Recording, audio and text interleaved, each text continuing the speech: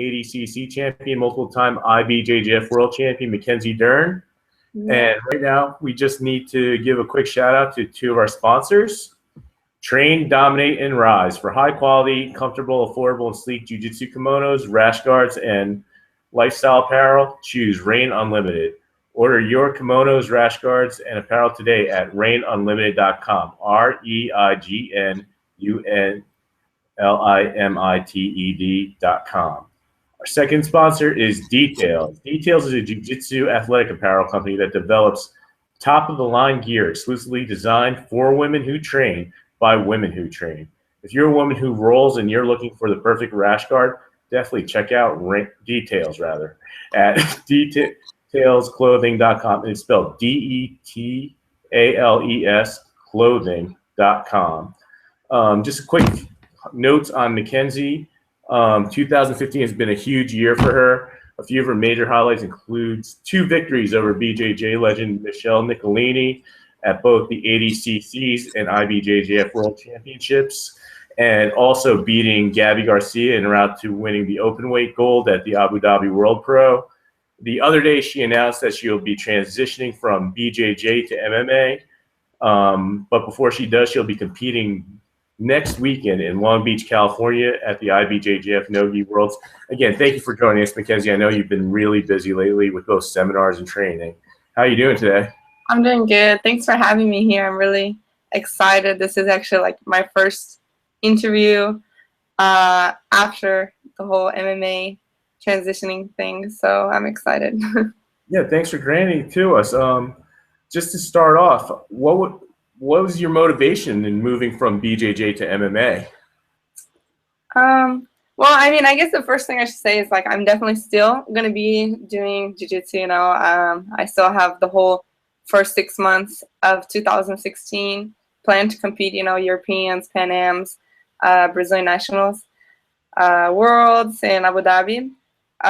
But just I've been training MMA. I started training MMA because of Tanquinho, you know, Augusto Mendez. I started training with him just to be having a extra training. He won the World Championships actually, and he was doing MMA training. So he said that it was something that helped him. So since my first 2 years at black belt, it was like a title that I was getting to the podium, but I was missing. You know, the first place. I was like, man, I think I need to just change something, you know, add something, do something different. So I tried to follow on his route, you know. So I started to do MMA to be with him, and it was really good. You know, I really liked training it. Of course, I didn't do any sparring, anything like that, so I never really got punched in the face, you know. But having the extra training was always good. It helped me with my own jiu-jitsu. But so I've been training for about over a year.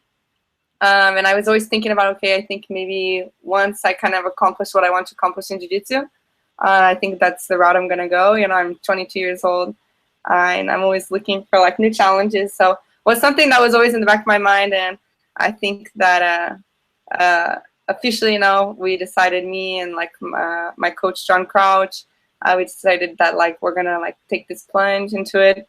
And I'm going to give my all, you know, give 100%. For sure, I'm not going to do it just to have fun. You know, it's like something that I'm going to do. I'm going to hopefully be a UFC champion one day, you know, have the belt. You know, it's not something you can do halfway. So I'm going to give all I can. But jiu-jitsu will always remain in my heart, you know, and I'm no way I can stop, you know, competing in jiu-jitsu. It'll probably be one of my few things I need in my contract, you know, is to at least when I want to, I can be able to compete in jiu-jitsu when I want to. So. Mm-hmm. And just for those who don't know, when you're referring to Tanquinho, you're referring to Tanquinho Mendez, who is your fiance, also world champion jiu-jitsu and 5-0 as a pro MMA fighter. And basically, when do you have a timeline as to when you'll take your first fight? Yeah, we're thinking June, you know, after the World Championships. You know, so I'll be, we like are intensifying the training a lot. So hopefully around June I can have my first fight. We don't know if it's going to be amateur or professional yet. I have been talking to a few organizations. So we'll see. I mean, everything's still up in the air.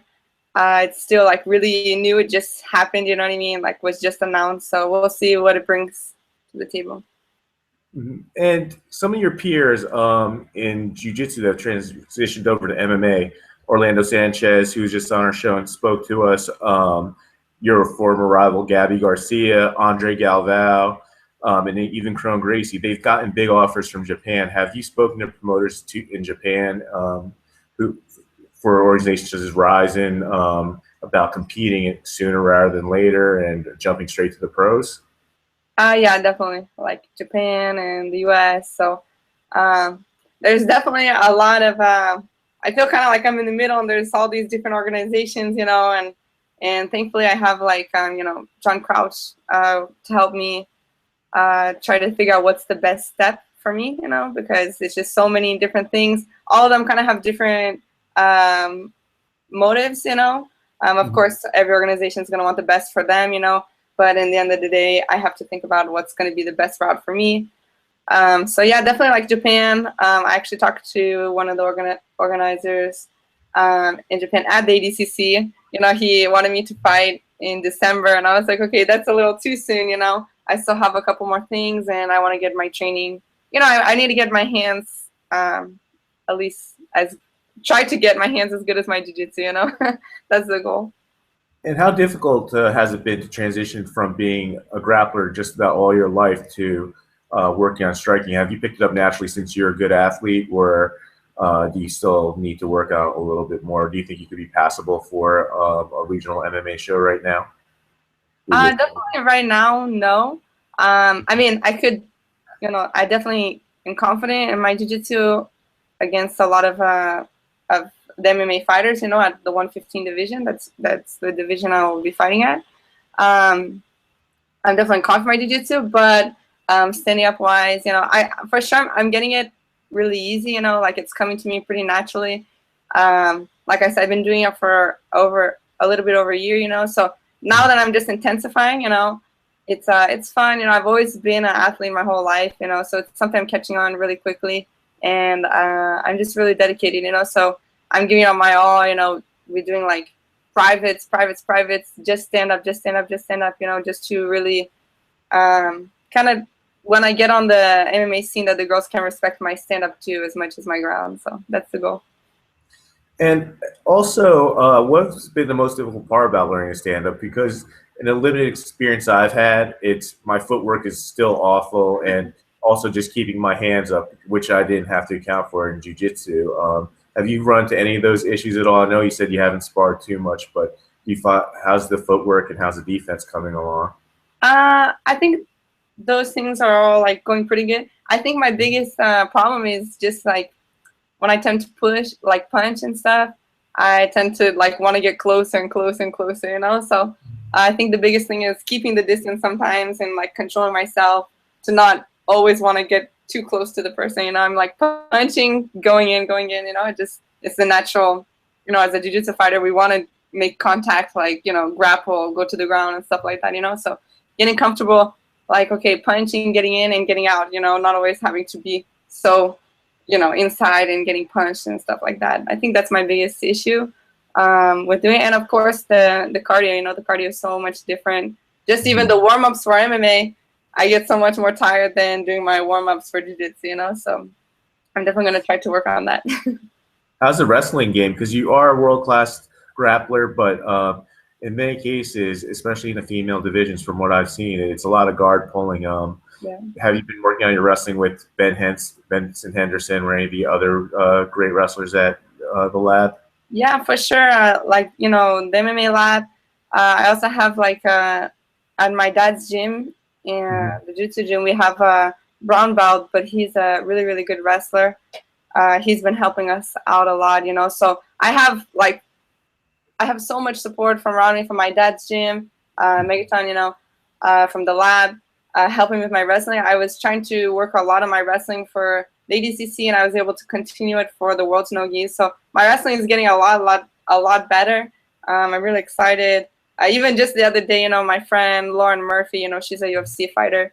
I trained with her at the lab. She was coming to me like, man, your wrestling is getting a lot better, you know. Great. So when I can have like a compliment like that, you know, you can feel like, man, maybe I'm not getting better, but when, you know, one of your teammates, your peers tell you like that they're noticing a difference, then you know you're on the right track. So it's definitely getting better. Oh, I've seen some.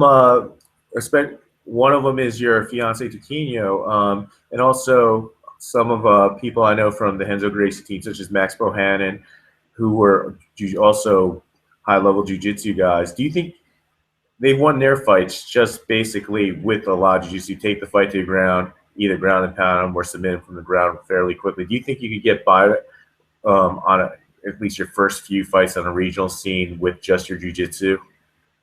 I think so. I think I could get by just with jiu-jitsu, but honestly, like my plan is like to not rely so much on my jiu-jitsu. You know, like I kind of want my jiu-jitsu to help me when I need it, but be able to stand my own, standing up. You know, that's what we're training at the lab, is just to get my stand up. Like, I don't know, maybe, who knows, maybe my first fight I can get like a knockout, you know. I'd rather me not get hit and me be hitting the other person, you know. That's what I'm going to try to do. So, but I definitely think that there's very few girls, especially like at the 115 weight category, that has a, like, maybe they're a black belt in jiu-jitsu, and of course they have all the respect and everything, but it's really different than like to be a world champion and just have that all different competition black belt. You know, it's way different than maybe a black belt that doesn't compete as much or something like that. Yeah, one of the top female competitors at 115 UFC's Claudia Gadelha. Have you competed against her before in jiu-jitsu? No, I never competed against her in jiu-jitsu. I know that there was one event in Brazil, and she really wanted to fight, I think, NoGi. And they were kind of discussing with the organizer, maybe like me and her to fight, you know, but it's something like really, I think in 2016, you know, I think would be like a really cool fight. I've always seen her like in some tournaments, just we've never ended up being in the same division or something like that, you know, we've never met up, but yeah, she's really good, and I know that in MMA she's like one of the top contenders, you know, so I definitely would have to train a lot until I could face someone like her. Yeah, because she has developed a pretty well-rounded game, just training with that Nova União team, but also, again, you're training at a very great team as well in the MMA lab with several former UFC champ, Benson Henderson. John Crouch is known as one of the top in the game, and again, a lot of great fighters out of that camp. So you're definitely in good hands to be. And so your goal is not just to be a specialist, but to be an MMA fighter. Well-rounded MMA fighter. Would you look at, say, Jacare or anybody else that as inspiration, or people you would want to emulate that made that transition from BJJ to MMA? Yeah, for sure. I mean, Jacare, Durinho, all those guys, Sergio Moraes, even Tanquinho, you know, to be able to just go in there and really, like, of course they have their jiu-jitsu, you know, and they use their jiu-jitsu, but to be able to transition and show like how they're a good athlete altogether, you know, that's what I hope I can portray. You know, I hope I can be that good in the women's version. And do you think you're going right now? The plan is to do both BJJ and MMA. Do you think that may change depending on your first few fights and if you are fast tracked? I mean, for sure I won't be doing jiu-jitsu for like so many years. I think maybe if I can accomplish the last few things that I have on my list to accomplish in jiu-jitsu, then I'll take a little break from jiu-jitsu just for a little bit and focus completely on MMA. But I mean, yeah, I mean, nothing's like set in stone, you know. For sure, I think that I would like to like defend my ADCC title and go back in 2017, even if I'm like, you know, fast tracked on the MMA and everything like that. But, you know, like I said before, you know, if now that I decide to do MMA and that the transition is happening and it's all official, like I'm going to give it, you know, all I've got. You know, I can't go halfway, you know, I'm going to give it everything. It's not like, you know, jiu-jitsu where you can go and, you know, maybe compete one tournament that maybe we weren't training as much. You know, this is like getting punched in the face. You know, I don't want to get hurt. this is like a whole new challenge for me. So just like any of my challenges I've ever done in jiu-jitsu, I'm going to take the same mindset that I took in jiu-jitsu to MMA and just go with everything and try my best. Mm-hmm. And when you made this announcement on Friday, I believe, I was actually having lunch with my coach, Sean Williams, who's the IBJJF commentator, Mm-hmm. and I asked, what do you think? And his first reaction was, she's mentally tough. I'll take her a long way. And you showed a lot of mental toughness as facing Gabby Garcia multiple times, finally over beating her in Abu Dhabi. Where do you get that mental toughness though? Is it from your father, just because he's still competing in the adult level, even though he's a little bit over 30 years old? Yeah, I think for sure, like, even like my dad for sure, thinking, you know, they kind of like have like this tough love with me, you know what I mean? So I've always, even like my whole life, of course I know like my dad is very proud of me, but he's never been like one to always like compliment me or to tell me like, hey, you know, you're doing good, you're training good, you know, or anything, nothing like that, you know. I've always been like, oh, you know, looking kind of for approval, and it's always been like, okay, well, you need to get better at this, you need to get better at that, you know. So always like striving to be better and better and better and better. So I think just to have them kind of push me to be the best, you know, not like it's never enough, you know, and not in a bad way, but they always know that I can be better and better and better. So I think that's kind of what I always have in my mind. Not that I could be better than Gabby, but it's not something that's impossible, you know. So that's always the mindset I always took with me, is that like nothing's impossible, you know. Like if I want to do it, I can do it, you know. I just have to keep persisting. So for sure, I think it's just growing up. You know, I'm the only child, daddy's girl, having, you know, a tough dad with me and always pushing me to be the best I can be. I heard stories from Ronda Rousey. Her mother was a world judo champion, and she said her mother would attack her while she's sleeping and throw an arm bar at her and tell her to always be ready. Did your dad do anything crazy like that? Put you in any crazy drills or regimens to build your toughness? I don't know. I mean, every day we train. I don't think I think maybe I could count on my fingers how many times I've trained with my dad and haven't left the round like crying, you know. He's so tough on me when we roll, you know, and it's not like he's not hurting me, but man, it's like fighting Gabby is nothing compared to rolling with my dad, you know, and that's something that I have to go through every day, you know, since I've been like, you know, blue belt, you know. He just is so tough on me and doesn't really let me do like anything training, you know. I'm not even like one advantage he doesn't let me do, you know. So it's really like, if you don't know what it feels like to be on bottom, you know, it's like, man, I'm going to compete. I went to fight Metamoris against Michele Nicolini, and it was just submission only, you know, in 20 minutes. And so I did like, it was 2 days before the event, and I was training with my dad, like me and my dad, and we were training together, and we did maybe like 4 or 5 rounds of 20 minutes. And literally every round he submitted me so many times. I didn't do anything, and I was crying and like, man, how am I going to compete at tournament submission only when I can't do anything? Like I can't even sweep, I can't even protect myself, you know?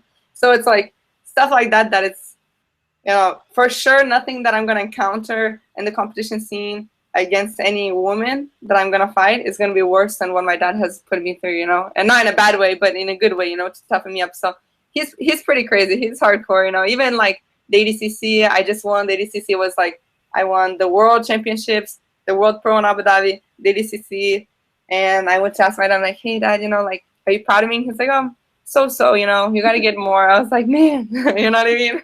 So it's just always looking for more, and I think he pushes me to my limits, and that's what I need to be, you know, is get pushed to my limits as much as possible. And what age did you start training at? Because Rhonda, she started around 12. Both your father and your stepmother are black belts. Did they start you off early, where they give you time to play other sports and be a kid? I started learning jiu-jitsu when I was 3. My first tournament was when I was 6 years old, you know. And I mean, of course, they let me play like basketball, volleyball, softball, like in elementary school. But as long as it didn't get away of jiu-jitsu, you know, then I could do it, you know. And it was just, you know, all those sports are just seasons, you know, like you have softball season, that's, I don't know, like a couple months. You know, jiu-jitsu is always all year round, and and those things were a little bit more social, you know, to do with my friends at school, you know, just to be involved. But yeah, I could always do anything as long as practice ended before practice of jiu-jitsu, you know, started. And so they never forced me to do anything. It was always something I loved to do. They never forced me to compete or anything like that. It was always something that it was always very fun for me, and to be involved with the jiu-jitsu community. Yeah, one of my buddies, he grew up with Henner Gracie, and he said that in high school, Henner at certain points said to him, I don't want to go to practice. I'd rather just go to the beach with you guys and go surfing. I don't want to go. I'm sick of this. But his dad made him go. Did you ever reach those points of rebellion where just burnout, where you're just a teenager and you just have to go to practice and train for a tournament? I know you just said you're passionate, but Yes. was there ever a point you just want to be a normal kid and go hang out rather than be the prodigy?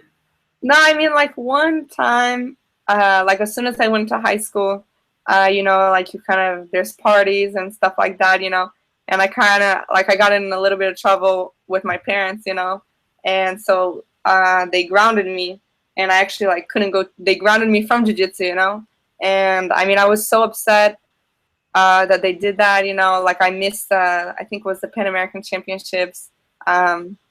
You know, I was 14, you know, so I missed the Pan American Championships like at juvenile, you know, wasn't even like that big of a deal, you know.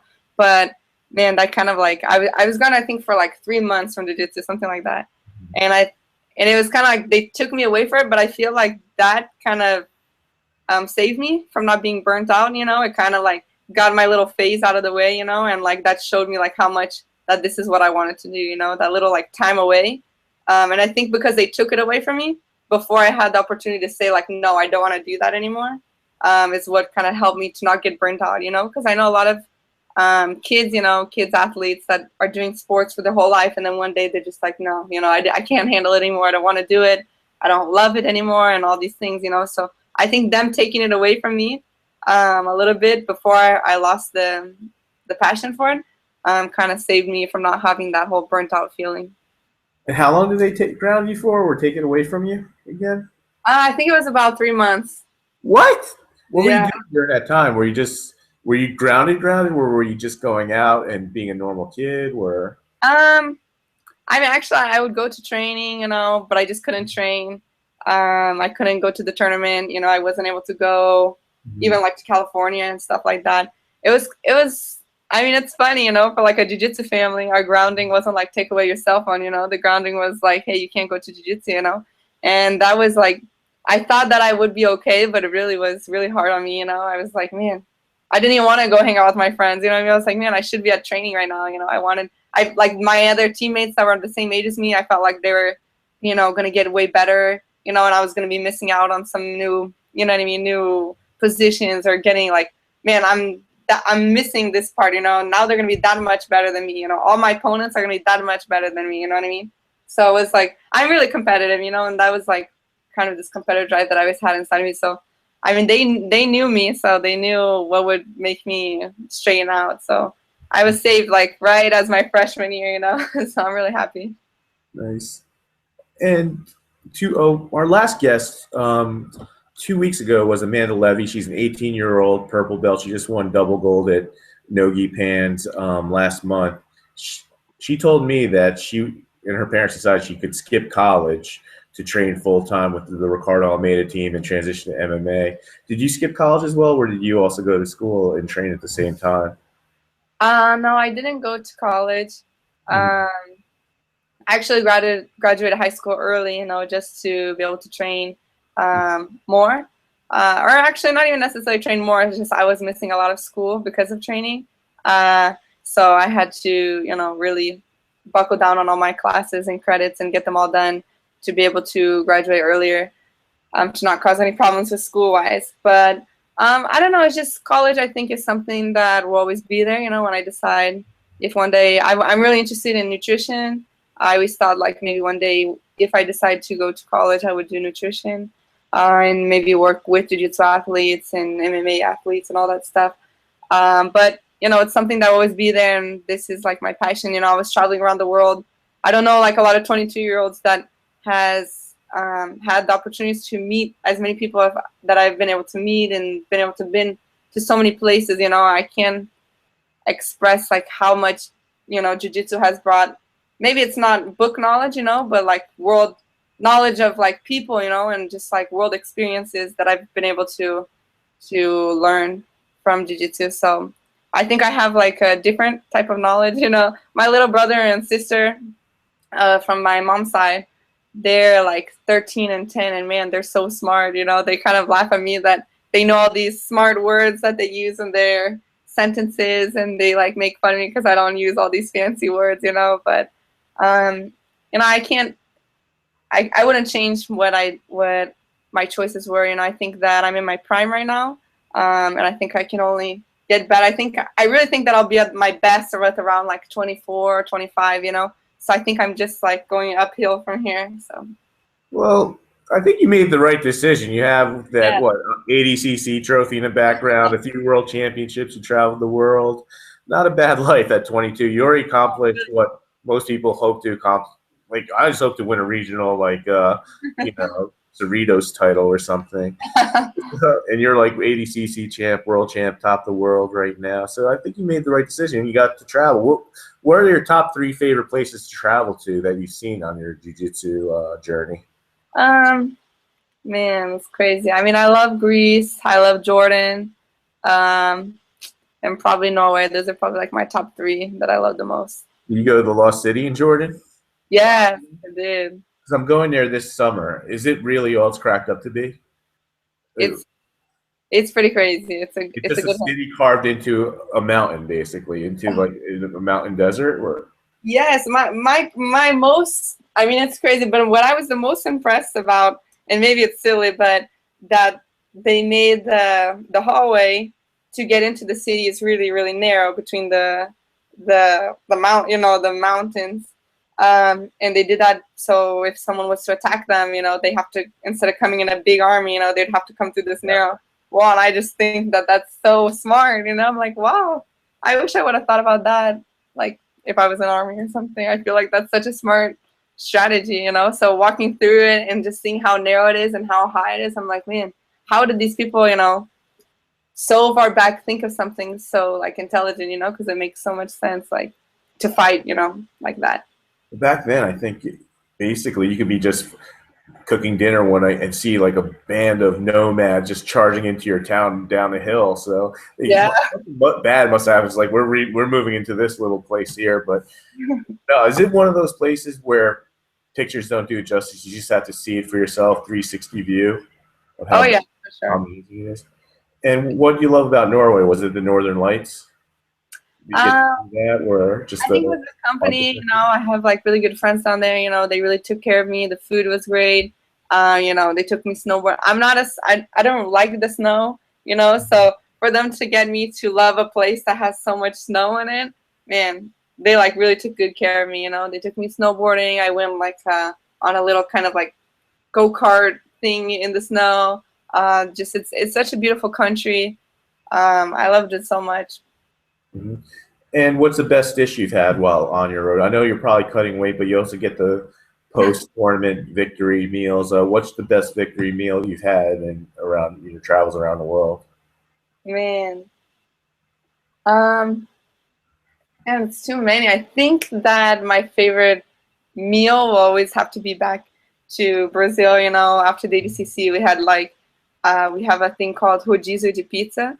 That's kind of like a pizza buffet, and you have like chocolate pizzas, and it's real. I haven't found one here in the United States. I think in California they might have one, but yeah, out here, but it's like not the best pizza. But even bad pizza is just average and all right and passable. So there's a few shakies right by the pyramid if that's what you want to celebrate with after Sunday.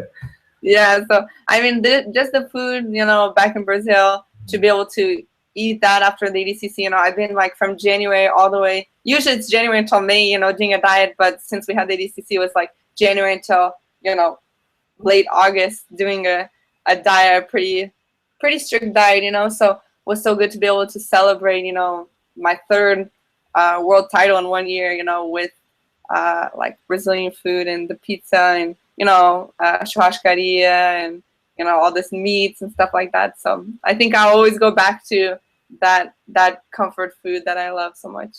Mm-hmm. And basically, going back to your super fights in jiu-jitsu and some of your accomplishments, including ADCCs, you won 5 grappling. That's the super tournament over the summer, and you also just mentioned Metamoris. What are your current thoughts on the opportunities for women on the emerging pro circuits in Polaris, Metamoris, 5 grappling, and some of these other promotions? Do you think there are the opportunities are growing for women, or do you think they're just still lagging? Oh yeah, I think it's growing so much. Like you could see the 5 grappling, like we had an equal pay, you know what I mean? It was 10-10 for the men and for the women. And we had like a lot of submissions, in the women's division, Of course they had like a good bracket, because it wasn't just like one weight class. They kind of put together about like 2 weight classes, was like featherweight and lightweight, like more or less, So it was good that they were able to get, really top girls from a couple different categories and put them all in one division. And I think that's what made such a dynamic category. So, they're doing like great things. And I think there's so many more opportunities happening from it. Of course, it can always be better, and it can only get better from here. But I think it's getting so much more better. Today's days, like my whole life, I like my house, my bills, everything I have is from jiu-jitsu, like I'm able to live off of jiu-jitsu, that wasn't common for a woman to have that, just a few years ago, So I think it's good for like the future, world champions, these blue belts and these purple belts that are, not going to college to focus on jiu-jitsu, for them to see that they can make a living off of jiu-jitsu, you know what I mean? And it's only gonna get better from here. So I'm hoping that maybe after 2016, maybe I can do some more super fights and kind of focus more on things like that, special events of jiu-jitsu. So, I've taken place in a lot of events, Copa Podio and Metamoris and the 5 Super League, and so I've had the opportunity to do a lot of events, and man, they're so much fun to be able to help grow jiu-jitsu. I think the Polaris, they had Gisari, Michelle Nicolini was like a pretty fast fight, but was really cool to see, girls on the big screen too. And Hal Gracie, when he was promoting one of the last Metamorphoses, mentioned that there was an appeal for women's fights, but I wonder if he just misspoke, because I think there's an appeal for it, but there's only a certain number of elite women out there, and you guys face each other so much on the IBJJF circuit already that there's no novelty to it. Would you agree to that to some extent, that you guys have already faced each other too many times? Where would you disagree with that? And what are your thoughts on just how he treated you guys? Yeah, I mean, like, if you take like me and Michelle, for example, man, I think we fought in Abu Dhabi this year, so it was 6 minutes. We fought, at 20 minutes. We fought at 10 minutes. We fought basically every type of rule set you can imagine. We fought each other. ADCC was 20 minutes. No points, with points. We've won by submission. We won by advantages. We've had a draw. You know what I mean? So it's kind of like, of course, we always have a great battle, but, as an example, we've kind of fought so many times that it's hard to just, grab this girl and this girl and put them together. You kind of have to think. And for the guys too, it has to be a good matchup. You can see that a lot of their matchups on the Metamoris, have happened in a draw. And not because the athletes are not good or that they're not attacking. It's just the game's kind of, they're so high level that you have to kind of try to find the best matchup possible. And because there are still few women, I definitely understand like what he meant as of the part like that there's still very few women to get those types of matchups. But, I think the part to say like that it just attracts because of the looks and stuff like that, is a little bit, not I don't agree, on that part, but yeah, I definitely understand, and it's the same thing that people are talking about, like the IBJJF. I think they have like a pro event, like the Rio Pro or the New York Pro, where they offer money. And the men's, they get like $4,000 each division, and the women, we get $1,500 just for the absolute division, you know? So that's like, you know, altogether the men probably have like $16,000 within them, and the women just have $1,500. That's it, you know? So that's a really big difference, you know? I think that they should do something like, okay, if the division has more than 5 athletes, you know, then they can have, you know, of course they don't have to have $4,000, but you know, they can have a $2,500 per division that has 5 women or more, you know, something like that, you know, a little bit more, you know, equaled out, not such a big difference like that, you know. I definitely don't think that we should get $4,000 each division and we just have one girl in a division, you know, or maybe they just have one fight. But, you know, things kind of have to still be a little bit in perspective. I think the fairest thing, and agree or disagree with this, would be, because you see some small men's divisions, specifically the Roosters were divisions. Should they just pay out based on number of entries? Do you think that'd be more fair within a division?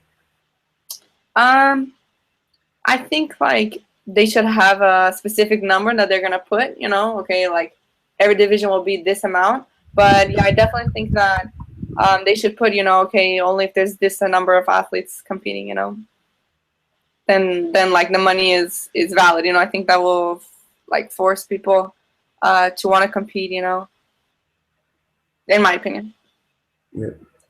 And you mentioned a potential match some point with Claudia Gadelha and grappling.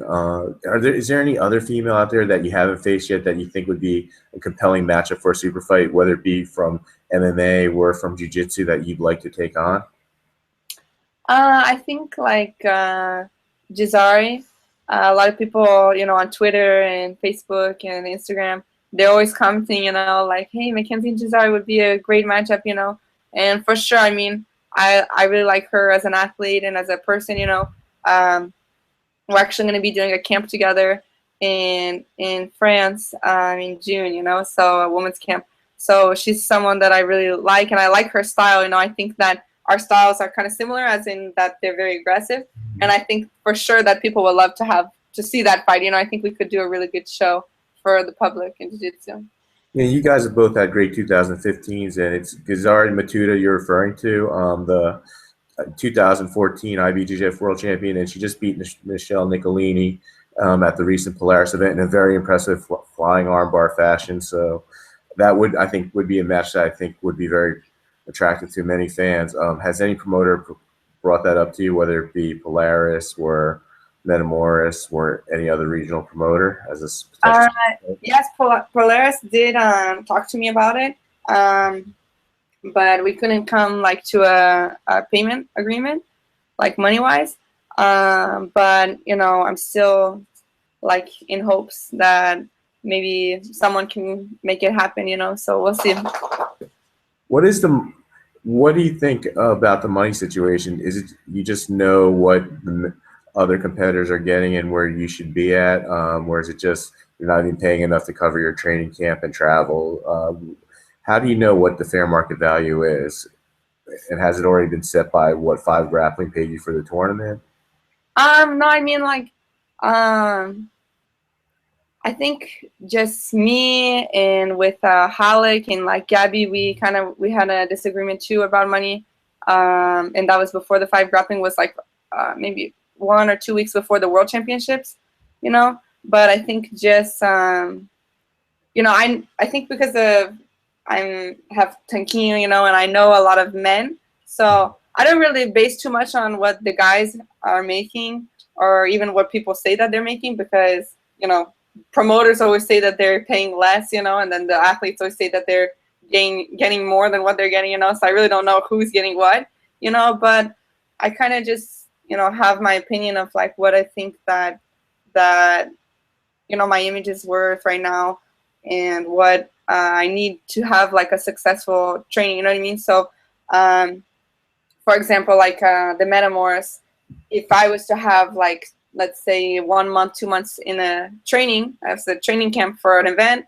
obviously I wouldn't, you know, ask for as much money as if you was to ask me to do a fight, you know, in 1 week, you know, that I wasn't able to prepare myself and I'm just kind of accepting a fight where, you know, I could lose or win, of course, you know, but you know what I mean? I wasn't able to prepare myself. So I think I try to, every time I do an event or I have an offer, I always try to think about all the things going into it, you know, how much time are they asking me, you know, who is it against, what kind of publicity are we going to bring to the fight, you know, like, you know, are a lot of people going to want to see this fight, you know what I mean? Is this something that no one really wants to see? You know, do I want to do this fight? You know, am I going to be missing out on other competitions or things that, you know, will this event give me like a title? You know what I mean? Like, so if me, and of course I like the Metamoros event, I like the Pilates, I think all these events are awesome, you know, but for example, the Metamoros with Gabby, me winning the Metamoros, besides the money, you know, wasn't going to give me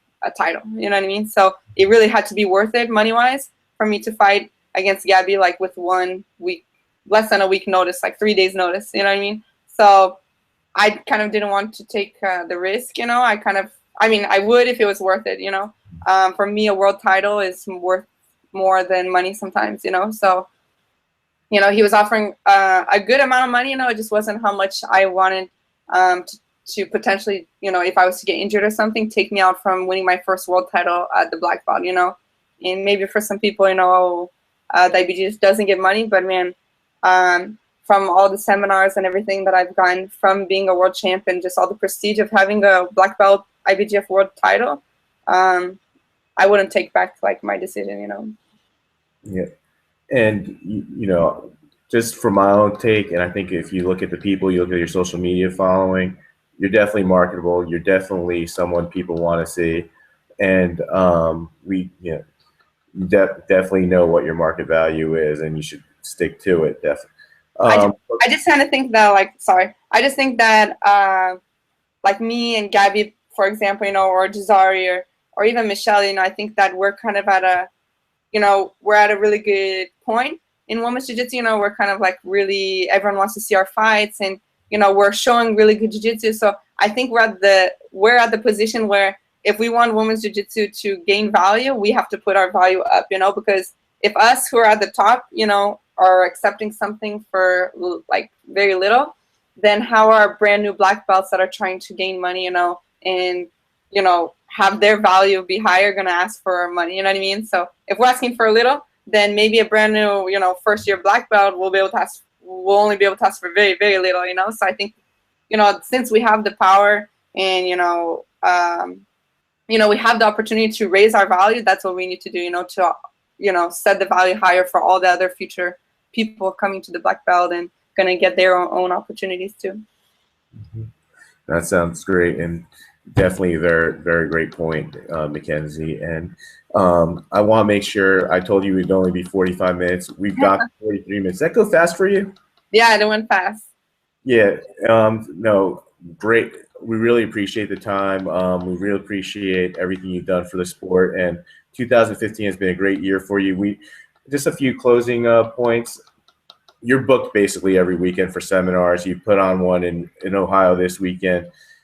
And how's one book a seminar with world champion, ADCC champion Mackenzie Dern? What's the best way to reach out to you to? The best way is to send an email to Kenzie, Kenzie, jiu-jitsu, JIU -JITSU @hotmail.com. So yeah, you can definitely send an email there, but I'm just going to be doing seminars after June, you know, of 2016. So I won't be doing, I have, you know, the rest of this year I have seminars already. And then in 2016, I won't be doing any seminars from January to June. So that's just to focus, you know, on the competition and try to get, you know, as dedicated. It's so hard, you know, people are asking me like, you know, these last 3 weekends I was doing seminars and stuff, and they're like, oh, so when's your next tournament? You know, I'm like, oh, I'm actually doing Worlds NoGi next weekend, you know, and they're like, man, it's hard, you know, because you don't have the same training, you know, the diet is different.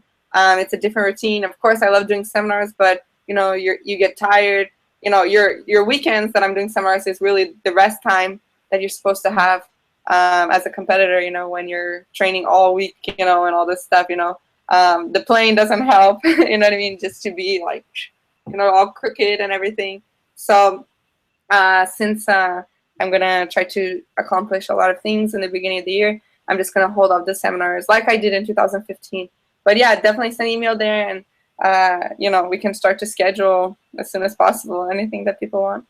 Well, I bought my Foo Fighter tickets 10 months in advance, so it's for popular attractions. So, you know, definitely reach out to Mackenzie Dern to schedule a seminar at your school. And in closing, I just want to make sure we get you out on time. Do you have any friends, sponsors, family members that you want to give a shout out to really quickly?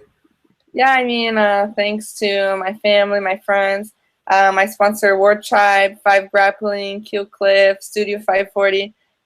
Thanks all you guys for all the support. And of course, thank you to all my fans. You know, I could maybe have accomplished, you know, all these things with the people by me, but everything that I've won, it's not just mine. You know, it's my fans' titles too. You know what I mean? I can feel like when I win and when I lose, you know, that they're with me. So thank you everyone for all the support on the ups and the downs, and you know, I always appreciate all of it. Yeah. Well, thank you very much, Mackenzie. You've given us a lot of great highlights and memories for 2015. We wish you nothing but the best. And, you know, like your father, we expect more in 2016. Thank you very much, Mackenzie. Best wishes next week in Long Beach. We'll definitely be all rooting for you on Saturday and Sunday. Take care, and thank you again for your time. Thank you. Have a good night. All right. Take care, Mackenzie. Bye-bye.